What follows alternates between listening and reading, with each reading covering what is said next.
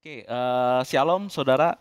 Senang ketemu dengan saudara lagi di tempat ini walaupun secara online gitu ya. Dan saya percaya walaupun online hadirat Tuhan ada bersama-sama dengan saudara yang pada saat ini ada di rumah yang menonton acara ini. Mari kita bersama-sama berdoa sebelum kita masuk ke dalam firman Tuhan.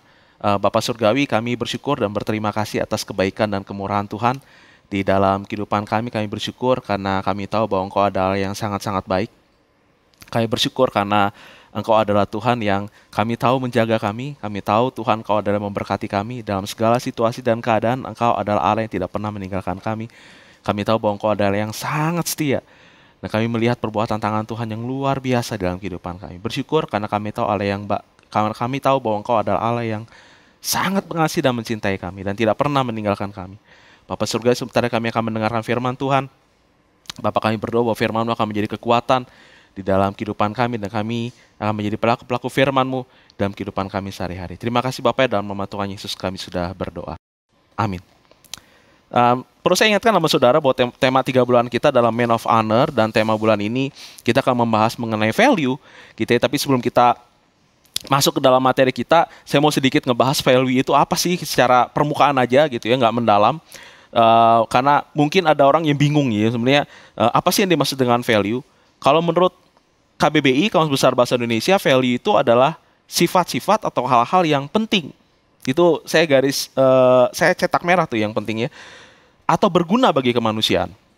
Kalau dilihat dari pengertiannya menurut Wikipedia gitu, value itu apa sih? Saya langsung terjemahin ke bahasa Indonesia ya. Prinsip atau standar perilaku seseorang, penilaian seseorang atas apa yang penting. Gitu ya. Ini penting juga atau important di situ, saya cetak merah lagi.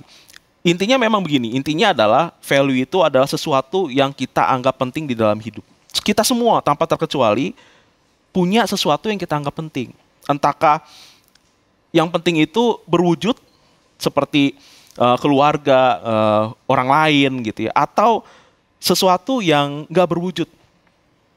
Misalnya prinsip atau ide gitu. Tapi semua orang punya sesuatu hal yang penting. Dan masalahnya gini, masalahnya adalah apa yang kita anggap penting, apa yang kita anggap penting, kita anggap betul-betul prioritas dalam kehidupan kita, itu akan menentukan apa yang kita percaya. Misalnya gini, seseorang yang punya nilai keluarga, mengutamakan keluarga sebagai satu hal yang penting, itu akan punya prioritas, akan punya prinsip yang berbeda dengan seseorang yang mengutamakan kesuksesan karir di dalam hidup. Dan seseorang yang punya nilai gitu, saya mesti selaras dengan alam gitu, itu pasti akan punya prinsip yang berbeda, itu akan punya pandangan yang berbeda, ide yang berbeda, dengan seseorang yang punya nilai yang penting saya happy gitu, hedonisme gitu, yang penting yang penting saya punya perasaan enak, yang penting saya punya perasaan bahagia gitu. Itu akan mempengaruhi loh apa yang kita percaya. Lalu nilai juga akan mempengaruhi sikap dan perilakunya kita. Nilai juga akan mempengaruhi prioritas di dalam hidup. Dan nilai juga akan memberi makna kepada apapun yang kita lakukan. Contohnya gini, sebelum masalah COVID ini, saya selalu bersama-sama dengan keluarga, selalu setiap hari Senin itu memang waktu keluarga, family time. Jadi kita jalan kemana gitu ya, ke mall, sekedar jalan-jalan aja. Tapi kalau andai kata ditanya, kenapa kamu jalan-jalan tiap Senin? Gitu ya. Saya akan menjawab ya karena bagi saya keluarga itu penting gitu. Dan itu akan memberi makna gitu kepada apa yang saya kerjakan dan apa yang saya lakukan di dalam kehidupan saya. Nah, permasalahannya juga adalah banyak orang nih ya, seringkali nggak sadar nilai apa yang dia punya. Tidak menyadari nilai yang dia punya. Dan bagaimana caranya seseorang tahu nilai-nilai apa yang dia pegang? Tuhan punya cara loh. Tuhan punya cara untuk mengorek sebenarnya apa sih yang penting dalam kehidupan kamu. Tuhan punya cara untuk mengetahui nilai seseorang. Tuhan punya cara untuk mengetahui prioritas apa sih yang sebenarnya yang ada dalam kehidupan seseorang. Dan cara dia mengorek bukan hanya melalui perkataan-perkataannya, tetapi juga melalui pertanyaan-pertanyaan yang diajukan. Dan ini ya, dan buat saya ini loh yang yang menarik. Pertanyaan yang diajukan kepada Tuhan Yesus itu sebenarnya pertanyaan yang dalam gitu. Dan di dalam Alkitab ada lebih kurang 135 pertanyaan yang diajukan oleh Tuhan Yesus dalam sepanjang kitab Matius sampai dengan Yohanes. Dan pada saat ini, karena ini lagi ngomongin masalah value, saya akan menggunakan 2 pertanyaan Tuhan Yesus supaya kita sadar sebenarnya apa yang sedang kita pikirkan, sebenarnya apa yang sedang kita pegang, sebenarnya apa sih yang sebenarnya pada saat ini sedang menjadi prioritas dalam kehidupan kita. Oke? Siap? Mari kita masuk ke dalam pertanyaan yang pertama. Pertanyaan pertama adalah, mengapa engkau bimbang? Pertanyaan ini diajukan Tuhan Yesus di dalam Matius 14 ayat yang ke-31. Matius 14 ayat yang ke-31, bunyi ayatnya seperti ini. Segera Yesus mengulurkan tangannya, memegang dia dan berkata, "Hai orang yang kurang percaya, mengapa engkau bimbang?" Pertanyaan ini diajukan oleh Tuhan Yesus kepada Petrus. Saudara mungkin ingat kisahnya ketika Tuhan Yesus berjalan di atas air. Dan Petrus datang kepada dia juga berjalan di atas air. Lalu Petrus perlahan mulai tenggelam dan Tuhan menolong Petrus. Lalu inilah ya ungkapan yang diungkapkan oleh Tuhan Yesus. "Hai orang yang kurang percaya, mengapa engkau bimbang?" Sebenarnya ayat ini pernah kita bahas beberapa waktu yang lalu, gitu ya. Beberapa waktu kalau saudara ingin mendengarkan lagi, ini kita pernah bahas waktu membahas tentang tema langkah pertama. Gitu. Cuma tidak sampai kepada ayat ini. Bisa dibilang ini adalah lanjutan dari tema yang langkah pertama. Saya ulang sedikit khotbah yang dulu gitu. Nah, sebenarnya apa yang dilakukan oleh Petrus itu adalah keputusan yang cukup logis. Gitu. Keputusan untuk keluar dari perahu itu adalah langkah yang logis. Kenapa begitu? Kenapa logis? Karena Petrus tahu bahwa Tuhan pada waktu itu posisinya berada di dalam badai. Dia tahu persis nih, bahwa bersama Tuhan di dalam badai itu jauh lebih aman dibandingkan ada di dalam perahu tapi nggak ada Tuhannya. Ada bersama-sama dengan Tuhan, walaupun ada di dalam badai, itu sebenarnya jauh lebih aman dibandingkan ada di dalam perahu tetapi nggak ada Tuhannya. Jadi gini, jadi faktor rasio atau faktor akal, faktor pertimbangan ada loh di sini. Tapi bukan berarti nggak ada langkah iman. Bukan berarti hanya akal aja ini yang bekerja. Rasio ada kalanya nggak cukup. Perlu langkah iman. Dan ketika Petrus ngelihat Tuhan Yesus berjalan di atas air, dan ketika dia bertanya kepada Tuhan, "Tuhan, jikalau itu engkau, bolehkah aku berjalan kepada engkau? Bolehkah aku turun, bolehkah aku mendekati engkau?" Dan ketika Tuhan bilang, "Datanglah," saudara tahu bahwa dia butuh langkah iman loh untuk keluar dari perahu dan turun ke dalam air. Bukan hanya sekedar rasio, tetapi juga iman. Agustinus ngomong kayak begini, Allah tidak berharap kita beriman tanpa akal. Tapi keterbatasan akal itulah yang membuat iman menjadi sebuah keharusan. Ketika Petrus tahu Tuhan ada di dalam air, Tuhan berjalan di atas air, dan ketika dia berjalan mendekati Tuhan, ketika dia keluar dari perahu, ini langkah besar, ini lompatan besar, ini yang lompatan iman. Keluar dari perahu di tempat yang dirasa aman, berjalan kepada Tuhan yang berada di tengah-tengah badai, itu perlu lompatan iman. Mujizat terjadi bukan ketika Petrus ada di dalam perahu. Mujizat terjadi ketika Petrus keluar dari perahu. Mujizat terjadi ketika dia mulai melangkah masuk ke dalam air, bukan sebelumnya. Tapi ada peristiwa yang unik di sini. Peristiwa yang uniknya adalah ketika Petrus berjalan melangkah keluar dari perahu, ombaknya masih tinggi, badainya masih ada. Ketika Tuhan bilang kepada Petrus, "Datanglah," Tuhan nggak meredakan badainya, dan Tuhan tidak menenangkan ombaknya. Jadi ketika Petrus turun dari perahu, dia masih ngerasain angin yang kencang dan ombak yang tinggi. Dia masih ngeliat tuh. Tuhan kayak sepertinya ini ya, nggak membuat sesuatunya menjadi mudah untuk Petrus ketika dia berjalan di atas air. Iya. Dan kalau dalam gambaran saya nih, kenapa ya Tuhan ya berjalan di atas air itu udah cukup menantang ini. Kenapa Tuhan nggak berhentiin dulu gitu badainya, nggak tenangin dulu ombaknya gitu. Sehingga berjalan di atas air tuh jadi kelihatan jauh lebih mudah kan. Tapi Tuhan nggak melakukan itu loh. Tuhan tidak meredakan ombak dan juga Tuhan tidak meredakan anginnya gitu. Dan ini berlangsung terus ketika Petrus berjalan di atas air. Matius 14 ayat yang ke-30 mengatakan begini, tetapi ketika dirasanya tiupan angin,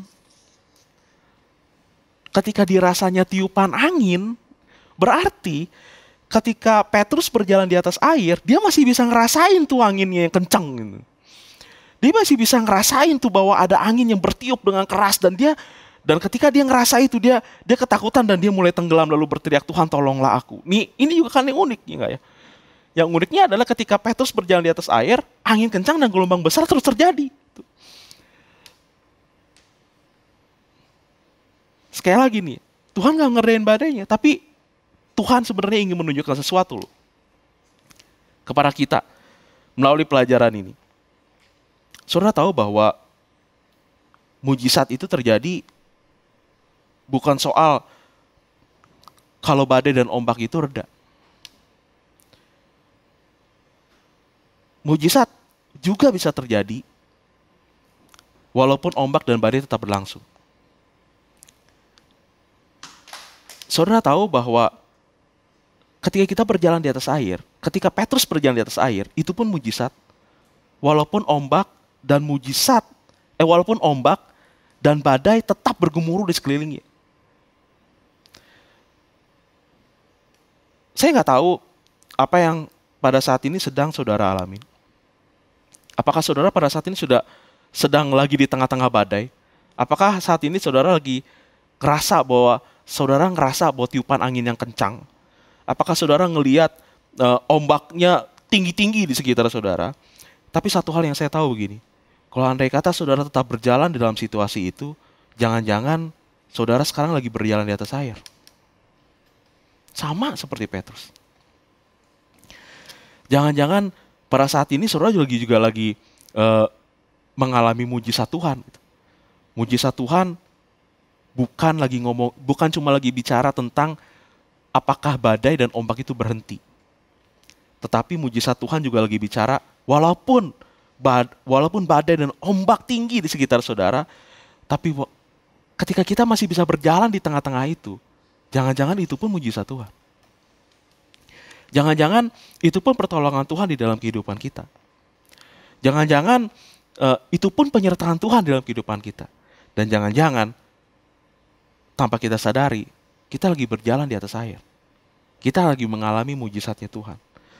Kita lagi mengalami pertolongannya Tuhan. Kita lagi mengalami perlindungan daripada Tuhan. Tapi Tuhan tidak mematikan indranya kita. Sebagaimana Tuhan tidak mematikan indranya Petrus pada saat dia berjalan di atas air. Petrus masih ngerasain tiupan anginnya. Kencangnya angin bertiup. Dan Petrus masih bisa ngelihat ombak yang tinggi. Walaupun di tengah-tengah badai. Tapi uniknya nih ya, dia bisa berjalan loh di tengah-tengah badai. Dia bisa berjalan loh di tengah tiupan angin yang kencang.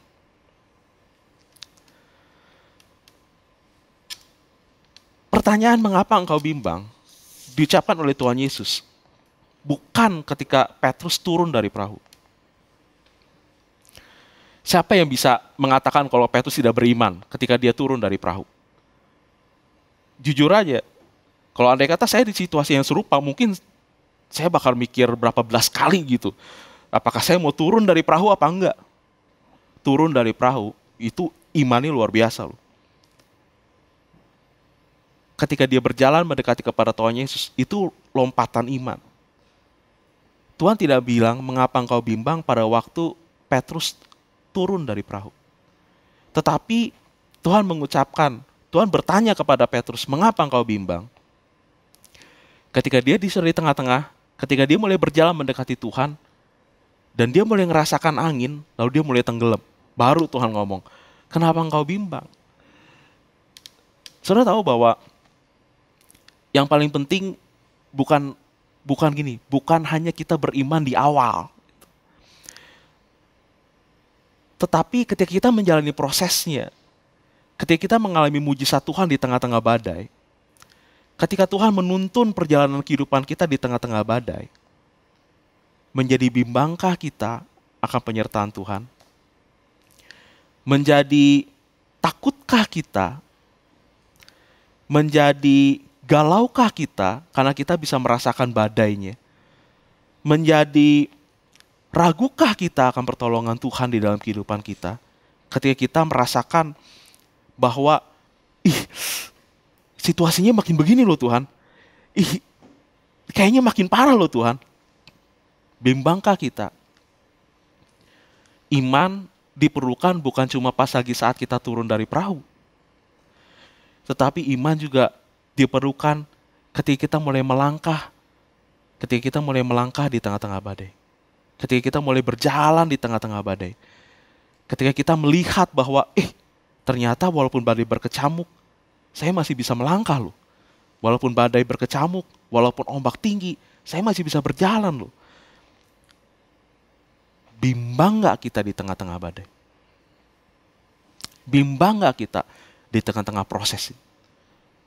Itulah kenapa pertanyaan menjadi relevan sekarang buat kehidupan kita. Kalau andai kata Tuhan ada di sini, dan Tuhan bertanya kepada saudara, dengan pertanyaan yang sama kepada yang Tuhan ajukan kepada Petrus, apa jawab kita? Kalau andai kata Tuhan bertanya, mengapa engkau bimbang? Renungan, saudara, pertanyaan ini. Dalam banget sebenarnya pertanyaan ini. Mengapa engkau bimbang? Apa yang akan menjadi jawaban kita? Bimbangkah kita? Jikalau iya, kenapa? Bimbangkah kita? Percayakah kita bahwa Tuhan adalah Tuhan yang menyertai kita?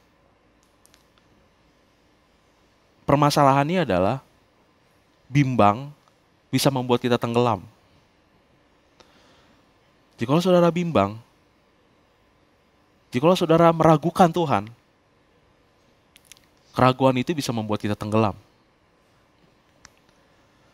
Itulah mengapa Tuhan cepat-cepat menolong Petrus. Dan Tuhan membangkitkan Petrus dan bilang, kenapa engkau bimbang? Di tengah-tengah badai, bimbang bisa membuat tenggelam. Uniknya gini, ketika Tuhan menjawab mengapa orang benar menderita, Tuhan tidak menjawab dengan kata karena. Namun Tuhan menjawab pertanyaan itu dengan pertanyaan lagi yang mengatakan gini, mengapa kamu meragukan aku? Ini sebenarnya inti pesan utama dari kitab Ayub. Kitab Ayub nggak menjawab secara definitif mengapa orang benar menderita. Namun bagaimana seharusnya orang benar bersikap menghadapinya. Percaya nggak sama Tuhan? Ragu nggak sama Tuhan? Walaupun di sekitar kita kelihatannya ada badai berkecamuk dan kita bisa ngerasain tiupan angin. Percaya nggak? Mengapa engkau bimbang? Yang kedua adalah pertanyaan yang diajukan Tuhan Yesus kepada dua orang yang buta yang datang kepadanya. Pertanyaannya gini, percayakah kamu bahwa aku dapat melakukannya? Matius 9 ayat yang ke-28 mengatakan begini.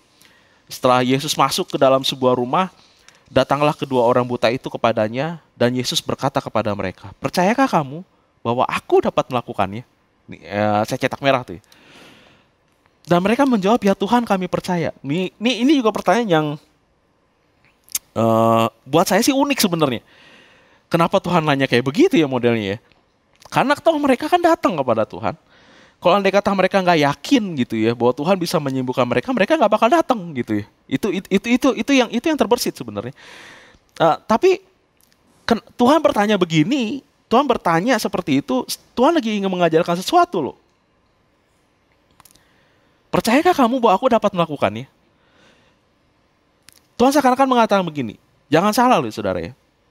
Orang yang datang kepada Tuhan tidak identik dengan memiliki keyakinan bahwa Tuhan bisa melakukan sesuatu.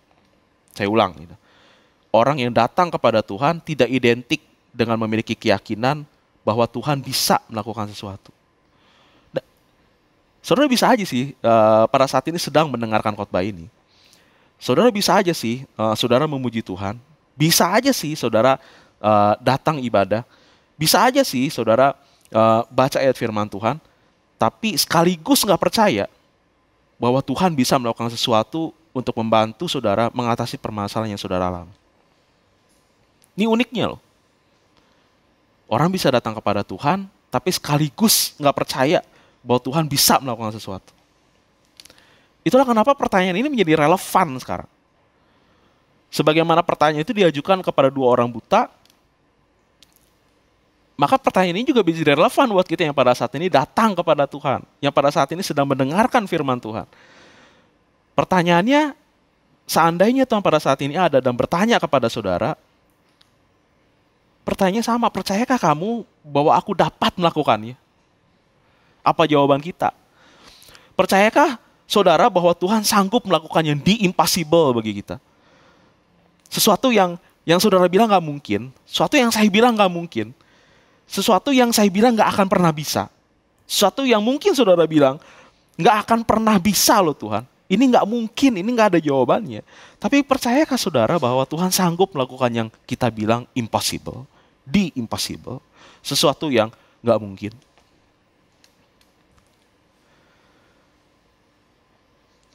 Dan uniknya ketika setelah selesai mengatakan pertanyaan itu, selanjutnya ngomong gini, Matius 9 ayat yang ke-29 sampai dengan ayat yang ke-30 mengatakan seperti ini.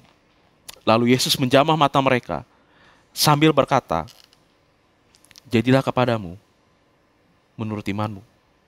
Maka meleklah mata mereka. Ini juga ayatnya jadi menarik nih. Menariknya gini, Tuhan seakan-akan ngebalikin kepada kita. Bagaimana kalau Tuhan ngebalikin kepada kita? Dan dia ngomong kayak gini, pertolonganku kepadamu adalah sebesar apa yang kau percaya aku sanggup lakukan. Wah, ayo. Bagaimana kalau Tuhan ngomongnya persis kepada kita, persis seperti dia ngomong kepada si 2 orang buta itu. Jadilah kepadamu menurut imanmu. Atau saya dalam bahasa sehari-hari ngomong kayak begini, saya akan tolong kamu, tapi besar pertolongan saya itu sesuai dengan apa yang kau percaya aku sanggup lakukan. Nah loh. Bagaimana kalau Tuhan ngebalikin? Bagaimana kalau andai kata ada korelasi antara apa yang kita percaya dan apa yang kita terima?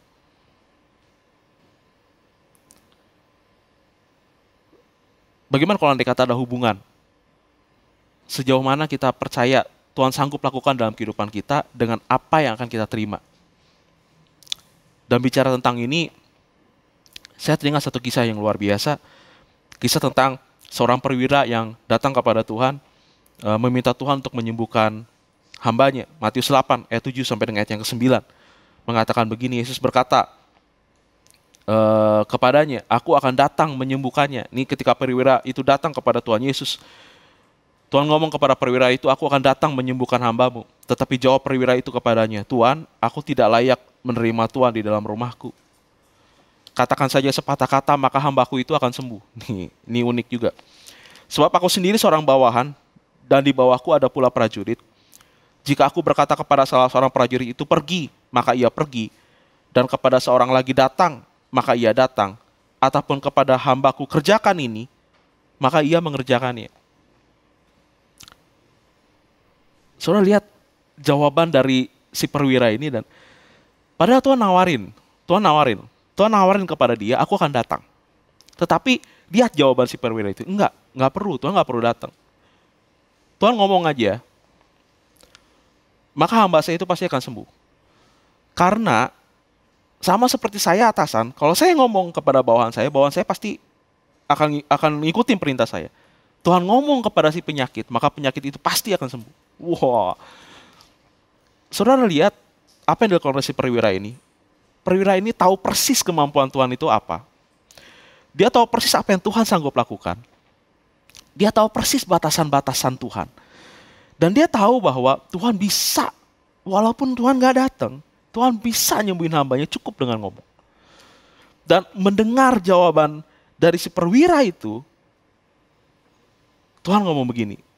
Matius 8 ayat yang ke-10 mengatakan gini, setelah Yesus mendengar hal itu, heranlah ia dan berkata kepada mereka yang mengikutinya, aku berkata kepadamu, sesungguhnya iman sebesar ini tidak pernah aku jumpai pada seorang pun di antara orang Israel.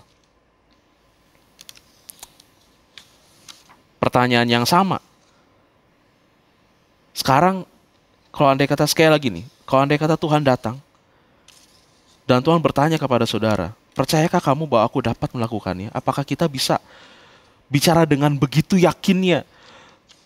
Sama seperti si perwira itu bicara dengan begitu yakinnya kepada Tuhan dan ngomong kepada Tuhan, Tuhan cukup sepatah kata saja dari Tuhan. Cukup Tuhan ngomong aja, maka saya tahu semuanya akan oke. Percayakah kamu bahwa aku dapat melakukannya? Oleh karena itu mari kita renungkan dua pertanyaan ini dalam kehidupan kita pada saat ini. Sebagai bahan permenungan kita, mari kita mengoreksi diri kita, mari kita datang kepada Tuhan. Mari kita terbuka di hadapan Tuhan. Setelah firman Tuhan, sekali lagi ini adalah saat yang paling tepat untuk kita melihat ke kedalaman hati kita. Untuk melihat kehidupan kita, untuk mengoreksi kehidupan kita. Mari tutup mata saudara. Sekali lagi, renungkan betul-betul pertanyaan yang Tuhan ajukan dalam kehidupan saudara pada saat ini. Kalau andai kata Tuhan datang dan pada saat ini Tuhan bertanya kepada saudara dan dia bertanya, mengapa engkau bimbang? Apakah yang akan saudara katakan kepada dia? Apakah saudara betul-betul bimbang dalam hati saudara? Ketika saudara merasakan angin yang bertiup dengan kencang, ketika saudara merasakan ombak yang tinggi, saudara melihat ombak yang tinggi, apakah saudara kehilangan pengharapan saudara kepada Tuhan? Apakah saudara mulai ragu kepada Tuhan? Dan apakah saudara mulai ngerasa bahwa saudara pada saat ini sudah mulai tenggelam? Dan jikalau Tuhan datang kepada saudara pada saat ini dan bertanya kepada saudara, percayakah kamu bahwa aku dapat melakukannya? Segala sesuatu yang dalam pikiran saudara yang saudara mungkin anggap bahwa ini impossible, ini gak bisa, ini gak mungkin. Lalu tiba-tiba Tuhan datang kepada saudara dan dia bertanya kepada saudara, percayakah kamu bahwa aku dapat melakukannya? Jawaban apa yang akan saudara berikan kepada Tuhan? Percaya gak bahwa Tuhan bisa melakukannya? Percaya gak bahwa Tuhan bisa menolong kehidupan saudara? Percaya gak bahwa Tuhan sanggup melakukan segala sesuatu? Jikalau pada saat ini saudara mengatakan, Tuhan betul, pada saat ini saya bimbang. Betul Tuhan, pada saat ini saya ragu. Betul Tuhan, pada saat ini saya merasakan takut dalam kehidupan saya. Pada saat ini datang kepada Tuhan dan bilang sama Tuhan, Tuhan, aku bimbang. Tuhan, aku jujur. Aku mengaku pada Tuhan bahwa pada saat ini aku bimbang. Karena aku ngerasain tiupan anginnya loh Tuhan. Aku ngerasain tiupan angin yang kencang. Aku tahu bahwa Engkau adalah yang menjagaku. Dan aku tahu bahwa pada saat ini walaupun di tengah-tengah badai aku berjalan di atas air, aku mengalami mujizat Tuhan. Tapi ngeliat keadaannya aku jadi bimbang loh Tuhan. Aku jadi takut loh Tuhan. Jujur ngomong sama Tuhan. dan bilang sama Tuhan, Tuhan, aku takut. Pada saat ini, bayangkan Tuhan ada bersama-sama dengan saudara. Bicara jujur, apa yang saudara rasakan yang ada dalam hati saudara. Dan lihat tangan dia terulur dan bilang, mengapa kamu bimbang? Aku ada di sini loh. Aku gak pernah ninggalin kamu di tengah-tengah badai. Aku ada bersama-sama dengan kau di tengah-tengah badai. Bukankah pada saat ini kau berjalan di atas air? Bukankah pada saat ini juga engkau mengalami mujizat Tuhan? Bukankah pada saat ini engkau mengalami pertolongan Tuhan? Walaupun badai berkecamuk di sekitar engkau. Pegang tangan Tuhan dan bilang, Tuhan, pada saat ini aku mau berpegang erat kepada Engkau. Jikalau pada saat ini saudara juga ngerasa bahwa saudara ragu loh kepada Tuhan, apakah Tuhan bisa? Apakah Tuhan peduli sama saya? Ketika Tuhan bertanya kepada saudara, percayakah kamu bahwa aku dapat melakukannya? Apakah saudara ragu Tuhan bisa melakukannya? Apakah hati saudara mulai tawar kepada Tuhan dan saudara menganggap bahwa Tuhan adalah Allah yang dia mungkin terlalu sibuk dan dia gak peduli dengan kehidupan saya? Tapi pada saat ini, datang kepada Tuhan dan bilang sama Tuhan, Tuhan, aku tahu bahwa Engkau adalah yang peduli. Dan aku tahu bahwa Engkau adalah yang sanggup untuk menolong aku. Situasi apapun yang pada saat yang aku hadapi, aku tahu Tuhan, bahwa Engkau ada Allah yang tidak pernah meninggalkan aku. Bapak Surgawi, Engkau lihat jemaat-Mu yang pada saat ini mendengarkan firman Tuhan. Bapak Surgawi, jamah kehidupan mereka di dalam nama Tuhan Yesus Kristus. Kami percaya ya Allah bahwa Engkau ada Allah yang hadir bersama-sama dengan kami di tempat ini pada saat ini. Tidak pernah meninggalkan kami. Bapak Surga, badai apapun, gelombang apapun yang pada saat ini mungkin sedang kami alami, kami tahu Tuhan bahwa tangan Tuhan cukup kuat untuk menolong kami. Kami tahu Tuhan bahwa pertolongan Tuhan cukup kuat untuk menjangkau kehidupan kami. Bapak Surgawi, oleh karena itu pada saat ini kami menyerahkan hati kami, menyerahkan kehidupan kami ke dalam tangan. Bapak, kami rindu untuk memegang tangan Tuhan dalam kehidupan kami sehari-hari. Kami rindu untuk berjalan bersama-sama dengan Tuhan dalam kehidupan kami sehari-hari. Bapak Surgawi, kami bersyukur sekali lagi bahwa kami punya Allah yang setia dan kami punya Allah yang tidak pernah meninggalkan kami. Kami bersyukur Tuhan karena kami tahu bahwa Engkau adalah Allah yang Maha Kuasa. Dan kami tahu Tuhan bahwa Engkau adalah Allah yang sanggup melakukan segala sesuatu. Kami tahu ya Tuhan bahwa Engkau adalah mengasihi dan mencintai kami. Bapak Surga, sekali kami bersyukur. Kondisi apapun yang kami hadapi, kami punya Tuhan yang luar biasa. Kondisi apapun yang kami hadapi, kami punya Tuhan yang menyertai kami. Kondisi apapun yang pada saat ini kami hadapi, kami punya Tuhan yang selalu beserta bersama-sama dengan kami. Kami punya Tuhan yang menangis bersama-sama dengan kami, menghibur kami, menguatkan kami, dan membangkitkan kami kembali. Terima kasih ya Allah, atas penyertaan Tuhan, atas kebaikan Tuhan, atas berkat Tuhan, atas jalan keluar yang berasal daripada Tuhan dalam kehidupan kami. Sekali kami bersyukur atas kemurahan Tuhan dalam kehidupan kami. Terima kasih Bapak. Mari saudara angkat tangan saudara dan terimalah berkat Tuhan. Tuhan memberkati engkau dan melindungi engkau. Tuhan menyaring engkau dan kasih karunia. Tuhan menghadapkan wajah kepadamu dan memberi kepada engkau damai sejahtera. Oleh karena itu, saudaraku yang kekasih dalam nama Tuhan Yesus Kristus, terima damai sejahtera yang berasal dari Bapa, kasih sayang daripada Tuhan Yesus Kristus, dan penyertaan Roh Kudus akan menyertai kita mulai daripada saat ini sampai pada kedatangan Tuhan yang kedua kali. Dalam nama Tuhan Yesus, kami sudah berdoa. Amin.